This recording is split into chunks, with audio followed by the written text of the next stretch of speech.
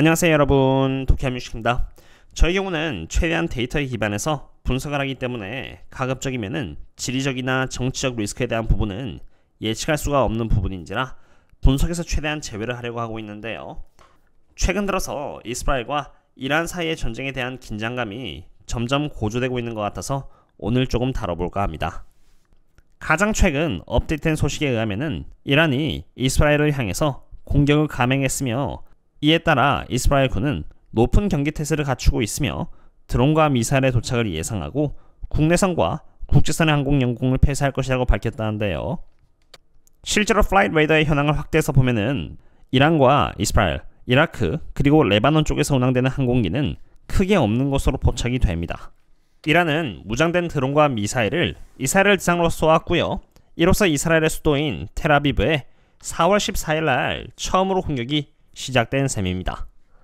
미국 조 바이든 대통령은 이스라엘에 대한 이란의 공격에 최신 정보를 얻기 위해서 국가안보팀을 만들었다고 말을 했고요. 이스라엘의 안보를 보장하겠다라고 하였는데요. 이란 측은 미국에게 분쟁에 개입하라고도 경고를 하는 등 점점 긴장감은 고조가 되고 있는 상태인 것입니다. 하지만 또 한편으로는 이것은 주식시장을 교란시킬 수 있는 하나의 이벤트라고도 봅니다. 이스라엘 총리 네타냐후는 전쟁이 터지기에 앞서서 지지율은 7%로 하마스의 초기 기습폭력에 제대로 대처하지 못해서 정치 생명이 끝날 위기에 처해 있었던 상태였습니다. 그런데 이것을 무마시키기 위해서 이스라엘과 이란 사이의 긴장감을 일부러 높여서 정치 생명을 더 늘다라는 의견 또한 존재하는데요. 그 근거로 우선 이란은 이스라엘 총리 베냐민 네타냐후로 하여금 이란의 공격에 충분히 준비할 수 있도록 시간을 주었다는 것입니다. 드론 공격이 있긴 했지만 여기에 적혀있듯이 이스라엘에 의하면은 대부분의 미사일과 드론은 격추되었다고 하고 있으며 사상자나 큰 피해는 전혀 없었다고 나왔습니다. 총리 입장에서는 지지율이 7%였기 때문에 아무것도 하지 않을 바에야 차라리 전쟁 긴장감을 고조시켜서 지지율을 최대한 끌어올리려고 했을 것이고, 실제로 이란의 드론과 미사일을 격추시킴으로써 덕을 보았으며, 분쟁을 통해서 이스라엘은 미국으로부터 금융적이라던가 군사적 도움을 받을 수 있게 되었고, 이스라엘과 팔레스타인의 분쟁 지역이라고 할 수 있는 가자 지역과 웨스트뱅크에서 명분을 얻게 되기도 하였습니다. 이처럼 정치적인 부분은 이럴 수도 있고 저럴 수도 있기 때문에 저는 가급적이면 전쟁 이벤트는 단기적인 상황이라고 보고 있습니다. 이 상황에서 가장 민감하게 반응하는 자산은 단연코 유가이고, 유가의 흐름은 원유 주식을 대상으로 영향을 주는데요. 우선 저는 원유 기업을 대상으로 사전적으로 이렇게 12월 26일, 12월 30일, 그리고 1월 4일 등 52%, 61%, 그리고 28% 저평가가 되었다라고 선행분석을 드렸고요. 이러한 기업들은 여기 이렇게 CEO가 일전에 매집한 기업으로 이미 저점 대비해서 약 45% 정도 상승을 한 기업입니다. 제가 많은 돈을 투자하고 있는 크레센트 포인트 에너지인 CPG뿐만이 아니라 CV라던가 썬코어도 거의 비슷한 상태인데요. 주가가 오른 것은 전쟁에 대한 결과가 선반영이 돼서 그런 것이 아니라 이미 원유 관련된 펀더멘탈이 유가의 흐름 대비 매우 좋았고요. 펀더멘탈이 반영되는 과정 속에서 유가가 올라가 주면서 주가가 오른 것입니다. 저점 대비해서 이미 이렇게 45% 넘게 올랐고요. RSI는 70 이상인 과매수 상태이며, 차트 관점에서 바라봤을 때 bearish engulfing 패턴이 발생하면서 지난 상승을 큰 음봉이 먹어치우는 현상이 나왔는데, 전쟁 이벤트로 인해서 불안정한 상황으로 인해서 유가가 오르면서 단기적으로 더 오를지 아니면은 이러한 패턴에 따라서 떨어질지는 저도 알 수가 없습니다. 하지만 제가 알고 있는 것은 유가 또한 마찬가지로 유가 관련 펀더멘탈에 의해서 결국 수렴한다는 것입니다. 전쟁으로 인해서 예를 들어서 우크라이나와 러시아 때 같이 유가가 단기적으로 이렇게 급등을 할 수는 있지만 결국 수요와 공급이 뒷받침해주지 않는다면 장기적으로 유가는 하락합니다. 반대로 전쟁이 터져도 수요와 공급이 뒷받침해준다면 유가는 상승할 수 있을 것입니다. 그런 의미에서 지금 원유 펀더멘탈은 어떤 상태인지 보도록 할 텐데요. 수요와 공급의 최종적인 결과는 결국 원유 재고량으로 나타납니다. 원유 재고량이 오르면 유가가 하락하고요. 반대로 원유 재고량이 떨어지면 유가는 상승하기 마련인데요.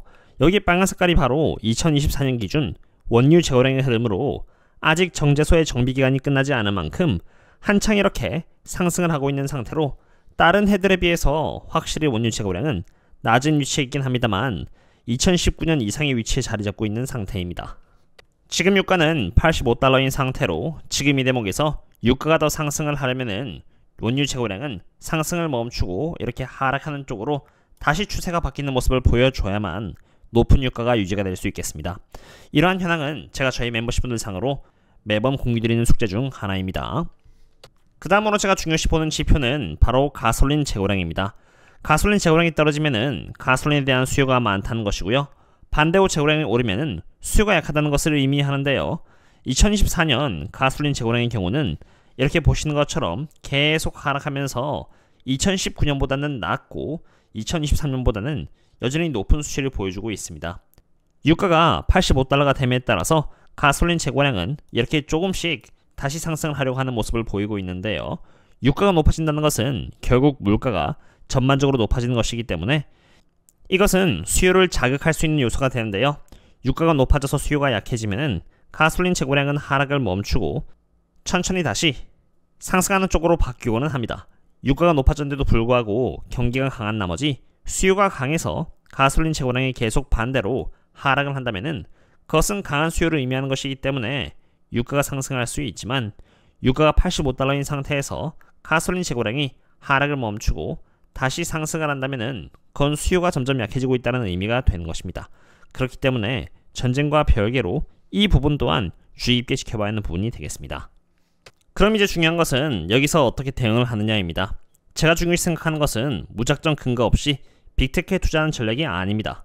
투자하는 곳이 중요한 것이 아니라 투자하는 곳이 어디가 됐든 상관없이 투자하는 곳을 대상으로 투자 근거가 있고 그 근거를 매번 자주 확인할 수 있느냐 아니냐의 여부인데요.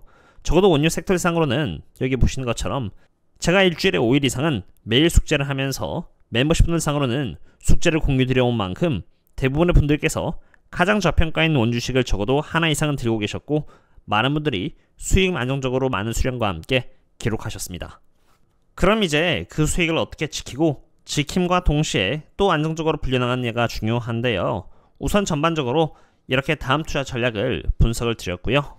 어제 분석드린 것과 같이 저는 제가 기록한 수익의 일부를 여기 이곳 CEO를 포함해서 내부 이사진들이 집중 매집한 35% 저평가인 기업을 대상으로 파킹시켜 두었습니다.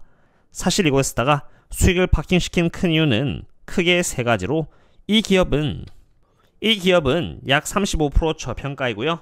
저평가인 만큼 7.55%의 높은 배당금을 주고 있으며 CEO를 포함해서 내부 이사진들이 집중 매집한 구간을 알고 있기 때문에 저평가라고 해도 저평가가 될 수 있는 마지노선을 알고 있고 그렇기 때문에 어떻게 분할 매수를 할지 또한 지금까지 해놓은 것처럼 계획을 짜놓은 상태입니다. 물론 여기 이곳에다가 다 투자한다는 것은 아니고 일부만이고요. 사실 여기 투자한 곳 외에 나머지 많은 현금들은 여기 이곳 제가 놓치지 않을 다음 먹거리인 140%의 업사이드를 갖고 있는 기업을 대상으로 투자하려고 기다리고 있는 상태로 마찬가지로 CEO와 내부자들이 매집을 해놓은 기업입니다. 다만 지금은 투자하기에 적절한 때가 아니라고 보기 때문에 인내심 있게 기다리고 있는 상태이고요. 좋은 기회가 갔을 때 따로 또 인폼 드리도록 하겠습니다. 오늘은 이란과 이스라엘 사이에서 일어나고 있는 전쟁과 전쟁 수혜주 그리고 원유 펀더멘털 등에 대해서 이야기를 해보았고요. 제가 원유주의 일부를 수익을 내고 현금화했지만 여전히 원유주는 장기적으로 좋게 보고 있는 만큼 여전히 CPG 등의 주식들의 포지션을 갖고 있는 상태입니다. 하지만 전쟁 이슈가 아니라면은 지금 펀더멘털은 거의 다 왔기 때문에 언제 조정이 와도 이상하진 않을 것이라고 보고 있고요. 오늘은 여기서 마치도록 하겠습니다. 참고로 저는 최대한 많은 구독자분들을 서포트하기 위해서 이렇게 카페 또한 운영하고 있는데요. 카페에서는 공부가 되실 수 있도록 차트 분석이라던가 한국식을 상으로는 무료로 밸류에이션을 해드리고 있고요. 그 외에 배당 수익 인증 일지 등 도움이 될 수 있는 여러 분석들을 공유드리고 있는 만큼 가입해서 보시면 많은 도움이 될 것이라고 봅니다. 그럼 다음에 또 만나요. See you later.